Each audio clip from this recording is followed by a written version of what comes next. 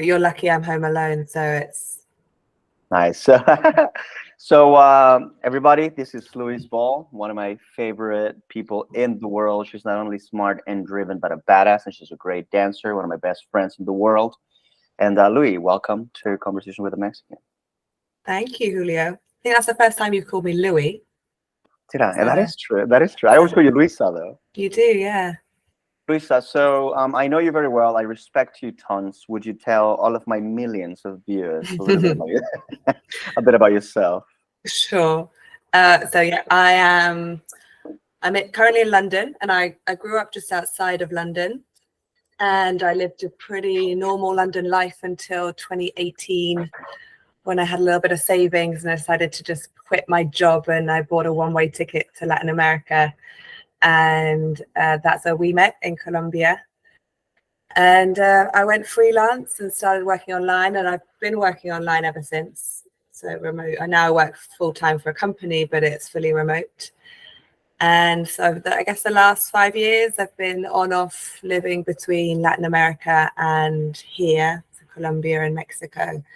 And I've just arrived back in London and sort of trying to settle back into I'm trying to stay put. And it's like I'm struggling with that a little bit at the moment, but the desire just to kind of run off away somewhere again. But this time I'm staying put, so that's where I'm at. Nice.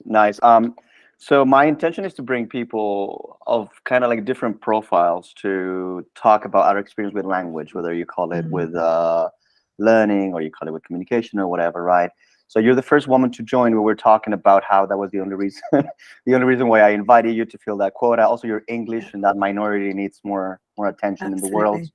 Yeah, very happy to represent my gender and my all women and all English people. All women and all English people. Yeah, tick that box. So what I would say, Louis, it's very unique about is she went alone, very deep into the subject of learning Spanish, and she just studied all the time. She just got teachers and just really became a student and got into the culture. I really love that about you. You just went, danced, made friends in Spanish. You actually just became a Colombian there for a minute, right? So can you tell us a little bit about your experience traveling, going there, learning Spanish? Yeah, I love Spanish. And you're right. So when I decided to learn Spanish, and it's interesting because I'd studied French. So I studied French all through school, university. So it was a very like classroom driven learning. And then I remember I still arrived on my first day on my year abroad in France, and I couldn't understand anyone. I couldn't say anything. And I was like, what the? I've been learning this for so long. But Spanish was the opposite. And that was really interesting because I arrived with like, I did a little online, those old cassettes. It wasn't quite cassette era. It was like we are old, aren't we? Also, she's also representing the geriatric group. It was like one of those learn to speak Spanish, like before you go on holiday things. And I arrived, and I really learned Spanish, just like you said, kind of just being there and meeting people. But I took the decision. I had tools, which was having already learned a language. I sort of understood grammar because we don't really get taught that, especially not in English. So I understood grammar. So I had like a framework. So as I was learning things, I could kind of put it into this framework I already had. And I did take the decision, like I got rid of all my English media. So like if I was watching Netflix, it was in Spanish. If I was listening to podcasts, it was in Spanish. If I was listening to music, it was in Spanish. And that was such a big help. And at first I had English subtitles, and then I would move into Spanish subtitles. And I just, picked things like, it was a little bit of work to find things like podcasts. I had to research, and I found a podcast that really interested me. And I really wanted to listen. So I would listen to that. Netflix, I'm lucky because I love the cheesy Spanish, like Colombian telenovelas. So I could just watch them for days and just be, I'm studying my Spanish. So yeah, it was sort of, learn as you go. I knew this was going to be a good conversation. You just touched on so many different subjects. One that I really like is, to a degree, Spanish is your third language, right? As much as you couldn't speak French, is the second language that you learn outside of English. And I have a similar experience. I mean, I have a couple of other languages that I'm very mediocre at, but I understand them and I can communicate. And it is true that your third or fourth language is way easier because you understand the grammar. So you just like, you don't have to go through the process of like, what is a noun? What is a verb? How do you conjugate? You're like, all right, I know what verbs and conjugations are, you know. And I remember when I'm studying French, for example, because I don't even, when I study French or when I study German, I don't really pay attention. Like, I don't have to like sit down and study. I just kind of like read a minute and I'm like, I learned a lot. And the reason is because if I look at that in French, it says les scales, right? And I'm like, all right, that is like in Spanish, los scalos, so like the ones that in English, so that's a relative pronoun. Like, it's very easy to make connection and create a rule, whether you have a specific or exact rule or not. You know what's going on, right? And if they tell you got to do past, you're like, I know what past is. I know what a compound verb is. I know what an irregular verb is. So learning becomes very quickly. So I want to go on saying talking about more things you mentioned, but is there anything you want to like add on that?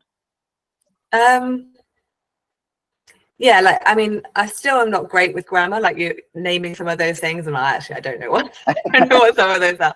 But you're right. No, but yeah, true. But you're right, absolutely. Like, I see other people, I see some friends who are trying to learn and really struggling with the conjugations, and that's something that was, you know, I just could see the pattern and just immediately kind of like fill in the gaps, or things like subjunctive, which is like, just like, why does it exist? I love subjunctive, man. It's so cute. But I'd already done that. I'd already, you know, done that struggle with French. So I just accepted it this time. But I remember, actually, you're just making me have a memory of, I think, one of the other really big benefits of the second having it being the second language to learn was I knew the struggle and I knew I could do it. So I remember really, I mean, it's like any kind of learning journey, right? Like this, you learn, but you have to be frustrated and it is hard. So I remember really clearly one moment when, yeah, you, me and Julian, we were in Medellin, and I remember the two of you just like chatting away, and I loved hanging out with you, the two of you. And I just couldn't understand anything. Like, I got to the point where if I was like one-on-one with someone and they're speaking slowly, I could follow and say my piece, but I just was lost. But I remember in that moment also being really happy and being like, I'm learning right now. I feel frustrated as hell, but I am learning right now, because there's no way for me to be here with the two of you and understand you if first I'm not in a position to be here with the two of you and not understand you.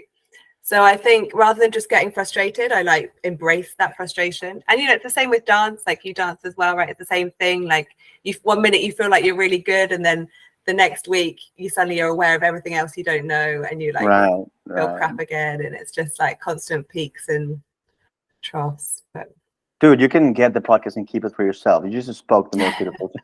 It's amazing what you just said. That's one of the things that I tell my students quite often. I'm like, you gotta be comfortable being uncomfortable. That's just part of that's gonna be part of the process. Like, and that's gonna be possibly for the longest time the biggest part of your process. Like, you're just everything is gonna suck and you're not gonna understand anything. I always tell them that it's a time on the mat. You know, my school is called Language Athletes, so I call it time on the mat, because it's when you have learned the rules, you have learned, you know, the how do you call that, the locks, right, on jiu-jitsu, and then you got to be on the mat getting your ass kicked for the next year. It's like, that's it. That's all you're gonna be doing for the next year. You're gonna get your ass kicked for a year until suddenly you're like, okay, I know how to get this guy at the least, right? Then the next one, and then you're good. But it's gonna and it is sometimes like that, isn't it? Sometimes you're just like, you're saying like, wait, I understood. I get it now. Yeah, you don't even realize. Yeah. And then you have the feeling that there's a moment where you just kind of like flip and you're like, okay, I'm part of the party now.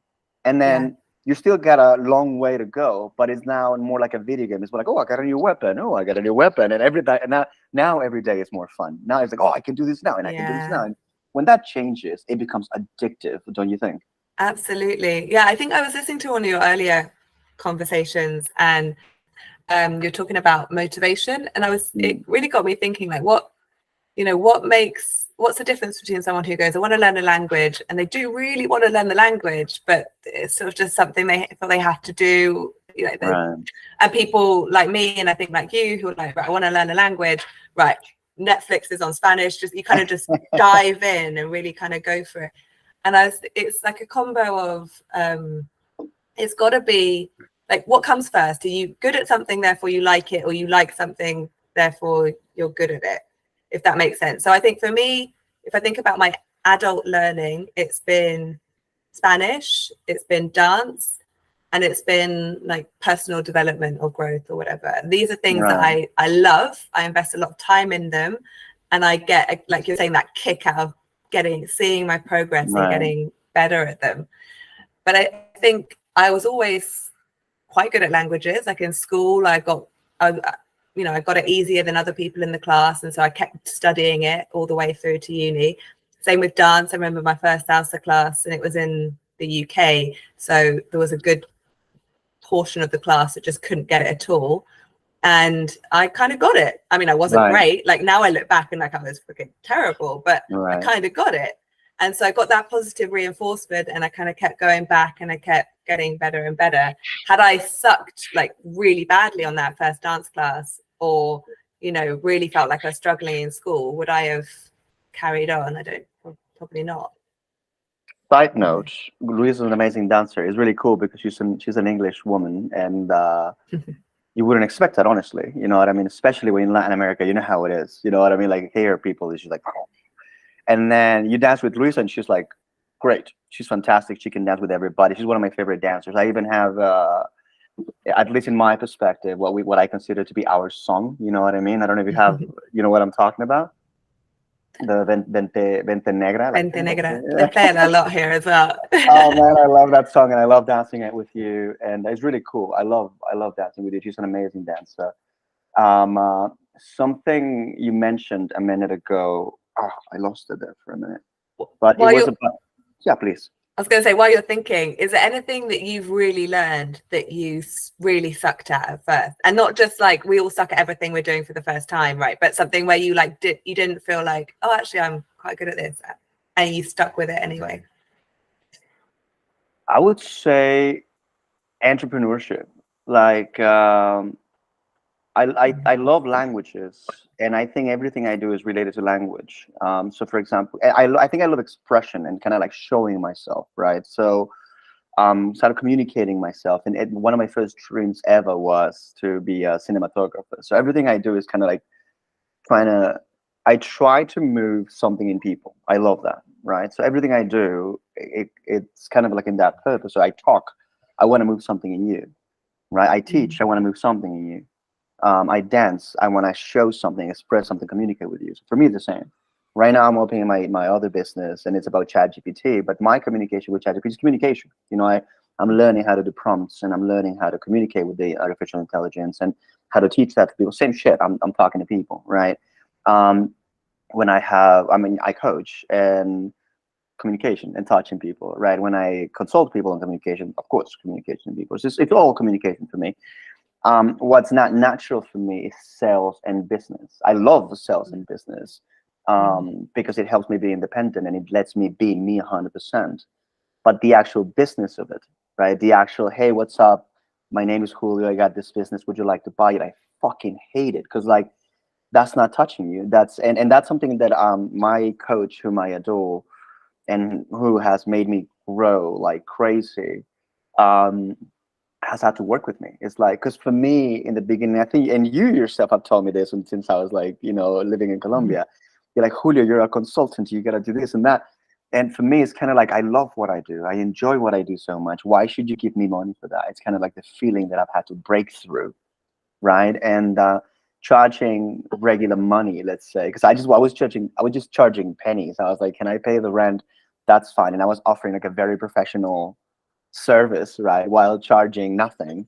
And I've had people around me, even my clients, would be like, dude, why are you charging this with the service that you offer? You gotta charge like at least twice, right? So like the part of charging more and the part of just administering, because like I'm creative, but I've always said, and this is gonna sound a little bit self-grandiose, but it's honest though, like I've always said that I'm quite artistic in the way I do my stuff, so in the sense that I come from the heart, I come from inspiration, right? So I never really think I'm gonna do this so that I make a lot of money. I'm always like, I'm gonna do this because it's badass, right? So to do that and then turn it into a business plan and then market it and then sell it, oh man, that's been tough. And I'm getting better at it, you know what I mean? But and I'm actually quite good. Like my company's doing good. I'm opening a second with another person.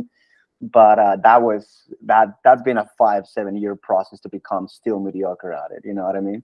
And I'm on it.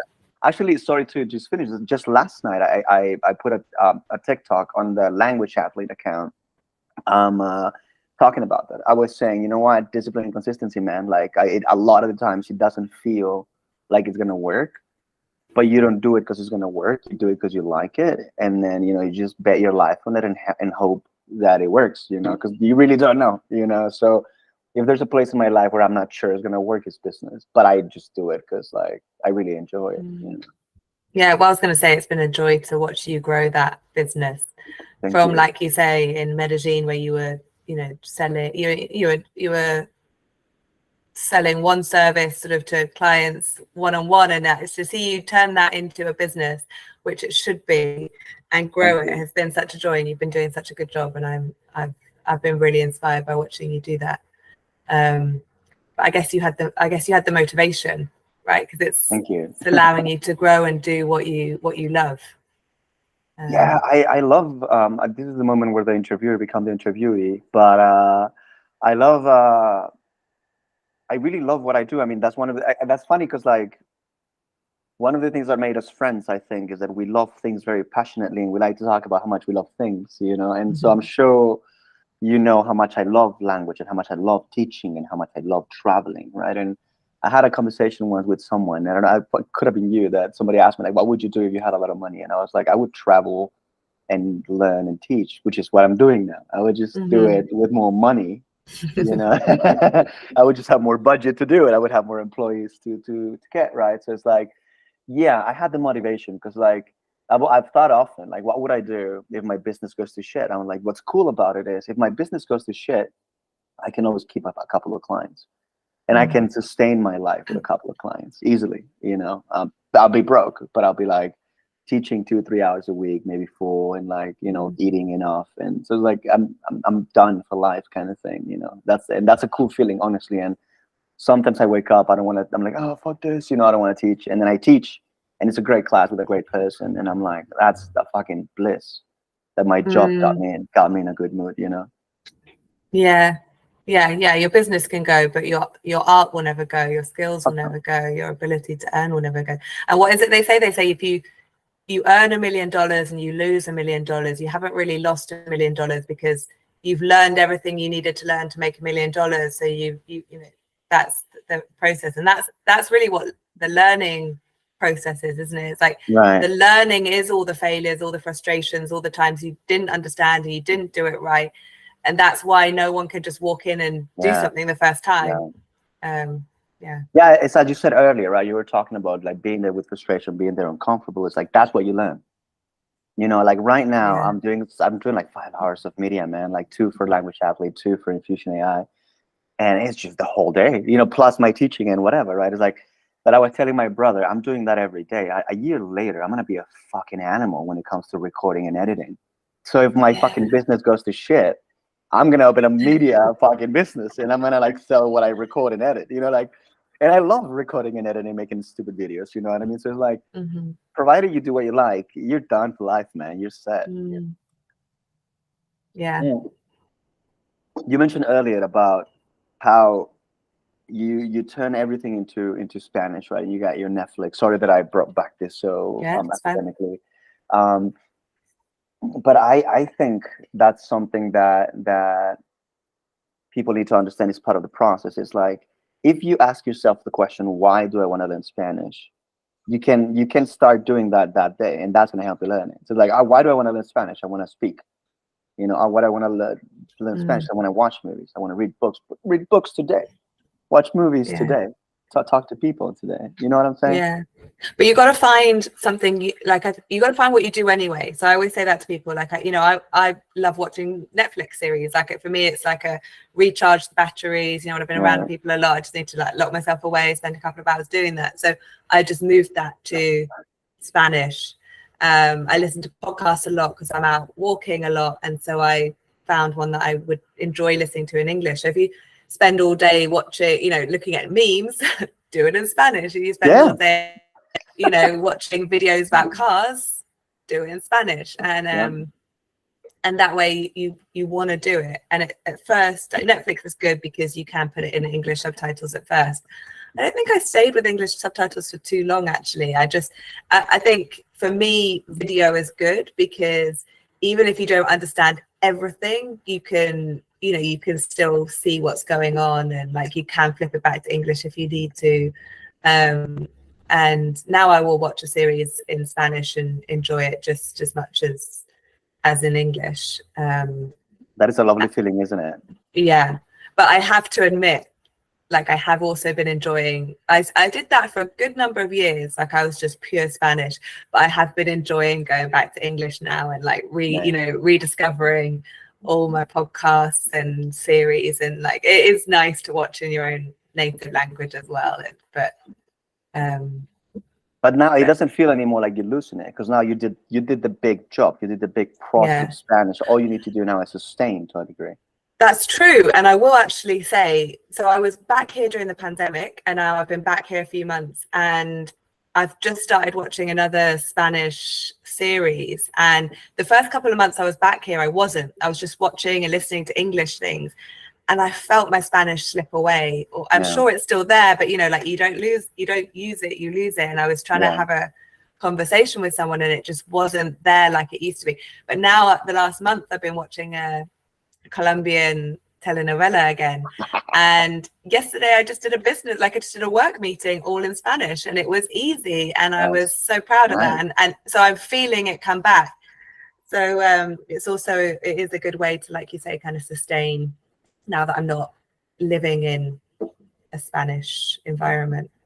Yeah, I relate it a lot. Really, like I say this very often to everyone. It's like going to the gym. It's like, it's not hard. You just got to go to the gym, right? So if you don't go to the gym for a couple of months, you're gonna fall out of shape. It's just what it is, and you don't have to like live in the gym. You just go sometimes. Well, this is why it's the language athlete, right? Because it's like all the same rules apply. Consistency, just a little bit every day. Like, you got to do your drills. To a degree, even like the food and eating healthy, not smoking, sleeping well, translates into podcasting, telenovelas.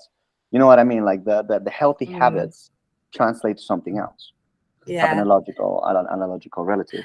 And then I remember one of the best tips you gave me as well was, or one of the funnest anyway, was when you said to me, take a scene from a movie or a series or something you like, and just translate it, just everything in that scene, translate it, transcribe it, and learn it, and learn the tones and the inflections and everything, just be able to reproduce that scene. And I remember going home, we were in Medellin at the time, and I was like looking through movies, and I was thinking I just couldn't find a scene I wanted to watch, like enough that many times.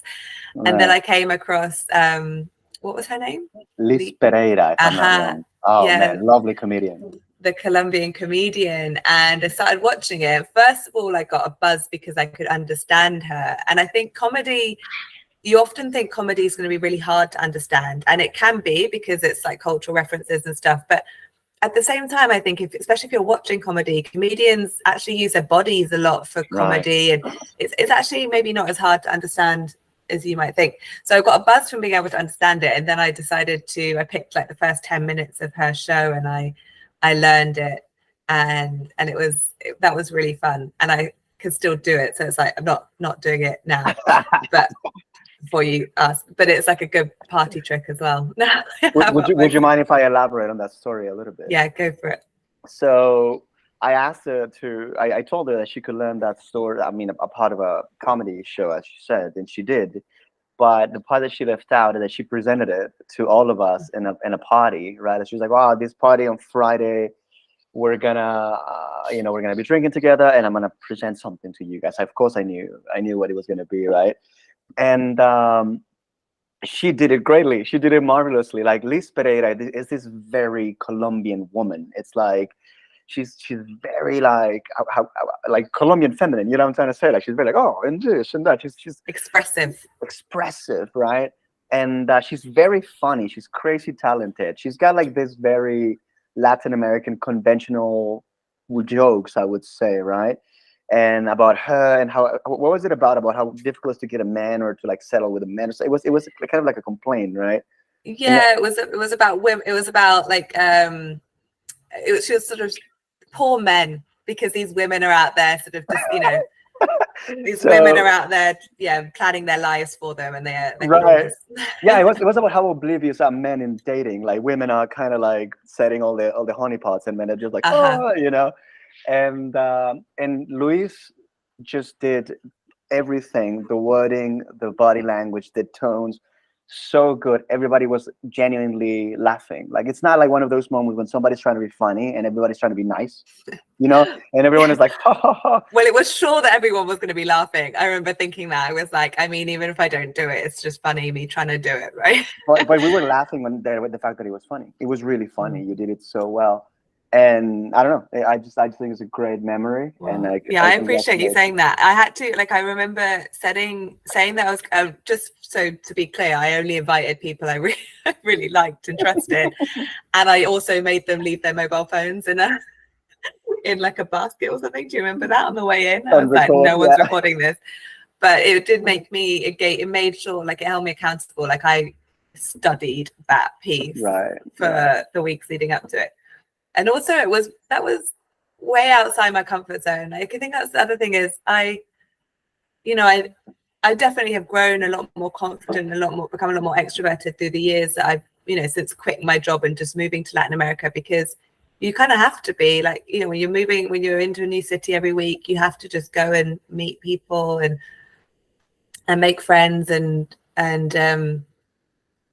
remember sort of milking the, like, if I had like 3 words of Spanish and I would use those 3 words to communicate. Right. And I think that's the other thing you have to remember is just to not feel like you don't have enough to communicate, just use what you've got. But that was, I'm not someone who would do a performance like that easily. Like even now, the idea of getting up in front of people is not something I'm not a natural performer, let's say. It was a big deal. I thank you for coming to the podcast then. And also looking so great. Something I got to change about the podcast is that everybody that I have invited looks like 10 times as more elegant than I do. That needs to change, man. I'm like a bum waking up and you guys are like all sharp and pretty. I'm like, screw you. But anyway, I'm sorry. I was about to say, you're looking very elegant, Julio. Thank you, with my Hulk shirt. So one question that I have for you, because I have the feeling that you're like almost all the other way on the other side. Provided there's always things people can improve and whatever. Your Spanish is quite perfect, I would say. It's really, really good. What you consider your stages in Spanish? Like, I think everybody's got like, oh, dude, the first part is there, the second is that, right? How would you divide your stages? Like 3, 4, 5? I don't know. What do you mean? Can you give me an example? Definitely. So I always tell, and this came to mind because I was talking about it with a new client yesterday or 2 days ago. I have the feeling that the first 5% is like everything is new and awesome, right? So like, oh, I know how to say beer, and I know how to say I'm so smart, and then you go into that little realm of like, everything is shit. It's like for like the next 15%, and there's like these changes, right? And we were talking about time in the mat. We're talking about jumping in. What is your process? It's like steps, isn't it? It's like you're climbing and you're like, I know nothing, and then you like get to the top and you're like, I can communicate, and then all of a sudden you're like, shit, I know nothing. You're looking at the next climb. I would say, so when I first arrived, I had struggled at first because I really didn't know a lot, and then there was being able to, like, order in a bar or arrive at a hostel and communicate, and so that was the first like level, I guess. And then it was landing in Medellin and starting to make friends, so you and others, and starting to dance more and kind of build a bit of a community. And at that point, I guess it was being able to have like a one-on-one with somebody and be like, okay, I'm kind of getting what they're saying, and they're not just like, they're kind of engaging back. I think another level is when you can be in a group and you can understand what's going on. And that can really be hard. And even now, sometimes, like, you know, I was just in Mexico and I'm a group of Mexicans, and there's just all these, you know, I don't know the culture. So people, you know, you lose the context and suddenly you're like, I don't know what you're talking about. But maybe that happens in English as well. You know, maybe I think that so, just, yeah.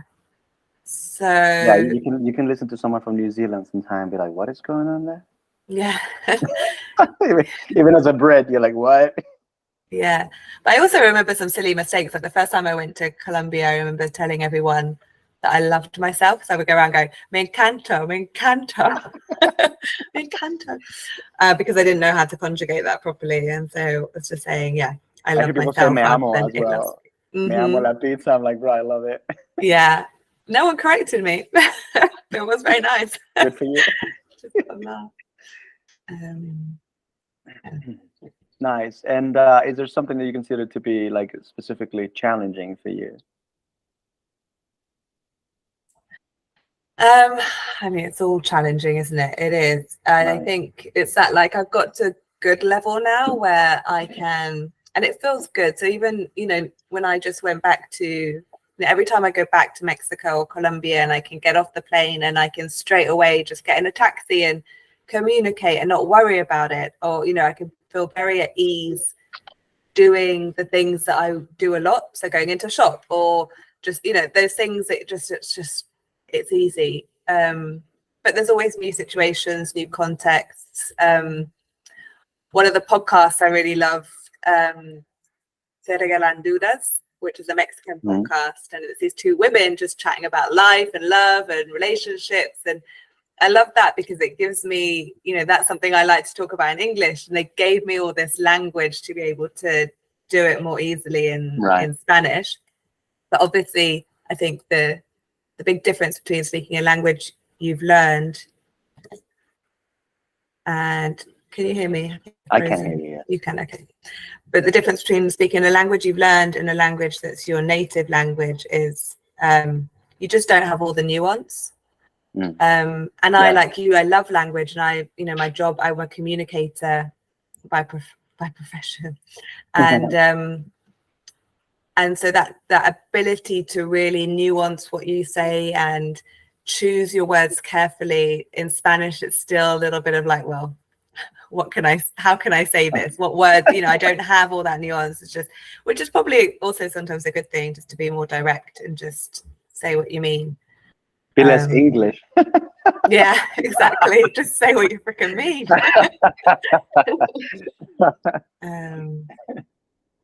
Oh man, good stuff. And if I could offer you 5-10 minutes of my service now, is there anything you have a little bit of a doubt on that you're like, dude, I hate this fucking thing, mate?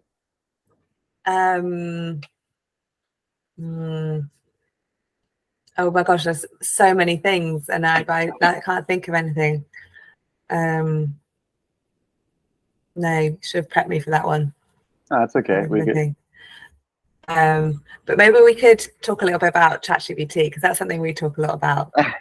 And maybe I'll get your advice on something to do with that. So I've been trying, because I've watched your TikTok on how to use it to sort of improve relationships. So I've been using it. And I did what you said. So I have a challenge, and I kind of spelled it all out, and it came back with some pretty good steps. Actually, I have to say, it is good stuff. Pretty good stuff. So this week, step number 1, I was like, right, okay, let's go. What I haven't done, why I will still be employing your coaching services rather than just using ChatGPT, is I asked it to hold me accountable, but it can't hold me accountable really, because if I just don't do it, then I don't do it. Right. Like, if you're up against that, or are you just really disciplined and you? Can you repeat that? It cut exactly there. So how do you, you know? So it requires that discipline. I suppose I'm answering my own question now. It requires the discipline of like going to the gym or watching the Spanish. Maybe the motivation isn't there. But yeah, how do you use it to hold you accountable? I asked it too, but how do you do it? Yeah. I love that you asked it too, because it actually gives you good ideas as well. But You just touched on a very important subject, because I had a conversation about that with my coach about if it can be used for coaching, right? Which of course we don't think it can be a coach.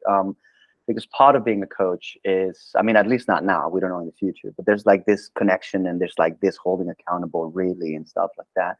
So that's one thing that I gotta mention before I answer my question, right? I don't think it can coach you. Just this, which is happening to you right now, which is asking me and answer your own response, answer your own question as you asked. It's a lot of what coaching is, right? So ChatGPT cannot do that, at least not just yet, right? That's one. Two, second thing, it's the other day I posted something saying how to be 37% more effective with ChatGPT because of an MIT study that I read. And then somebody responded, why would I want to be 37% more effective if nobody gives a fuck in my work? And then I responded with a video, and I was like, well, man, number one, I would do it for myself because I want to grow, right? And I want to be better. And number two, I think you notice, and I think sometimes your company notice, and if nobody notices, in the future, you will think, I need something better and do something better for yourself, right? So, and the reason why I mentioned this is it is yourself against yourself in life, I think. You know what I mean? And as much as I talk a lot of shit about motivation because I love being motivated, I really, at the end of the day, don't think motivation means pretty much anything.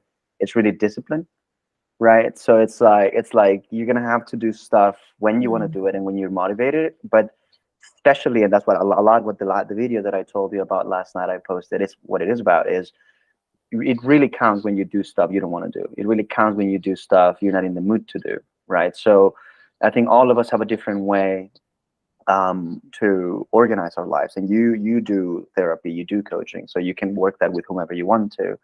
But what I found that it's important in my life is two things. One is a stoicism, and the other one is discipline. I mean, there's more, but stoicism in the sense that life is going to give me shambles, right? Life is gonna, as you and I have talked before, life is gonna burn my house on a regular basis. So I gotta learn to be like, shit, my house is burning. You know, I'm not gonna cry about it because like I need to turn it off instead of crying. So I need to learn how to react to life. And I was looking at a video of a guy saying reality is only how you react to events. That's what a reality is, right? So you can react as this is shit, or you can react as this is my opportunity to be a hero, or whatever. And however you react is your reality, right? And so I work a lot on how I react to reality. That's my reaction part.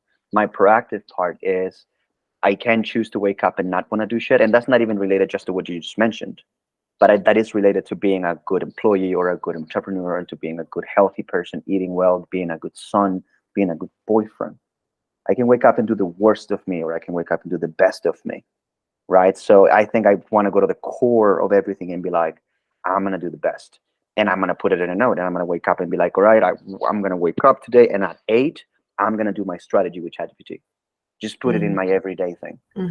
And then when you get that feeling of I'm not going to do it, then the response to yourself, and I'm not saying you're going to, just because you know you're going to achieve it tomorrow, this might take you a year and a half to achieve, right? But once you get there, value it, because it took you 18 months to achieve, right? And then try not to lose it. Be like, oh, it is my decision to do this with ChatGPT. And then you're like, oh, I don't want to do it. And then there's going to be another side of you being like, it's not about if you want to do it. It's about you're going to do this and you have the time. And there's no reason not to, other than you don't want to do it. And then you might want to get more into it and be like, why don't I? Maybe it's because I'm afraid of it. Maybe it's because it makes you uncomfortable. But then there's an opportunity to grow, right? Maybe it's like, I'm afraid of following ChatGPT's or my coach's or my psychologist's strategy because I don't want to face the consequences of it. Because the consequences are I'm going to make my boss uncomfortable, or I'm going to make my coworker uncomfortable. So I'm repeating the pattern that made me tag to ChatGPT in the first place. Does that make any sense? Total sense. Damn it. Damn it. It's you know, a lot of the things we don't want to do, it's a pattern of like defense, of fear or something, right? So like going to ChatGPT is trying to run away from that fear. Putting the fear as an excuse to that is just putting a mask on it and be like, this is not fear, it's fear. Like, well, don't, you know. And also have empathy for yourself. You know what I mean? Be Mm. like, I don't want to do it and I'm afraid of it. Yes. And that doesn't make me a bad or a weak person. I'm just a person who's afraid because I was educated that way, because I wasn't given enough love or too much love, or because of whatever the fuck, you know. But understand that you're not running away because you're a piece of shit. Understand that you're not running, that you're running away because that's all you know, and love Yeah. yourself, give yourself a hug and be like, you can do it, man. Come on. Yeah. That's where I would go. Nice. Thank you so much, Julio. Thank you so much. Always a joy. Always a joy, man. I love talking to you. So before we go, anything you want to say to everyone? Any opinion, any advice on learning languages or how to improve the communication? Quit your job, go to live in another country. That's a great advice. It Yeah. is true. It is fun. Thank you so much, everyone. As you can see, basically what we're doing is bringing people with different profiles and sharing our ideas around knowledge and communication. And I hope you can see that there's all type of people, right? There's people that are very into it. There's people that are kind of wanting to learn it. People that just learn it for work. But if what you're trying to do is learn a language, improve your communication, or even learn anything in your life, I think it's just a matter of consistency. It's a matter of discipline. It's a matter of wanting to do it and committing. You're going to be fine. Thank you so much. I'll see you soon, and see you in a bit. Bye. Bye-bye. I'm going to hang up and call you.